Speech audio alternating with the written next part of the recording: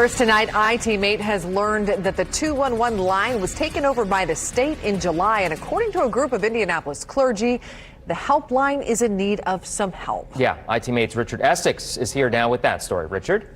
There's a crime reduction program that was introduced last summer called Talk It Out, Don't Shoot It Out that encouraged people to call 211 to talk out their problems, get some help. I was told the program was making some tremendous strides until the wait time on the 211 helpline started to increase.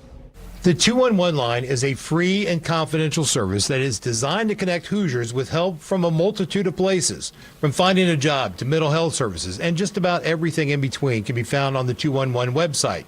The Talk It Out, Don't Shoot It Out campaign, started by Reverend David Green Sr.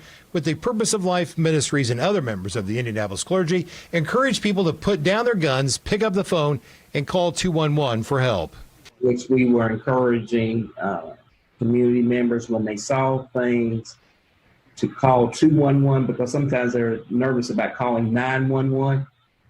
With 911, you know, the police track it, etc. So they weren't comfortable always calling 911, but they were calling 211 to say, "Here's what I'm seeing," or "This is going on in the community." In February, I asked Mayor Joe Hogshead if the Talk It Out, Don't Shoot It Out campaign was working and if funding for 211 was stable. Well, I think it's been working well, but frankly, the funding for that is in the process of changing. And so the future will be determined by how we can adequately fund that in the absence of previous funders. Funding was a problem. The 211 system was a private, not-for-profit agency that received some state funding. The state has now taken over the entire operation. The state has placed the helpline inside the Family Social Services Administration. Reverend Green told me the transition period has been rough.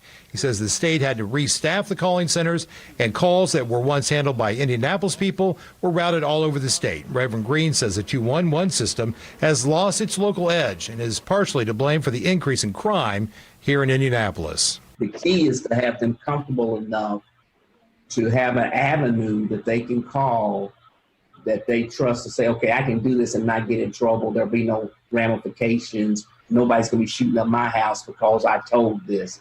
211 was the mechanism for that. I just received a statement from FSSA a few minutes ago. The spokesperson says the transition will be complete sometime by the end of this year. He goes on to say, to be clear, Indiana 211 is not designed to be a crisis response program. Rather, it is a statewide call service that makes referrals to existing community-based organizations. In the studio, Richard Essex, IT-Mate. Richard,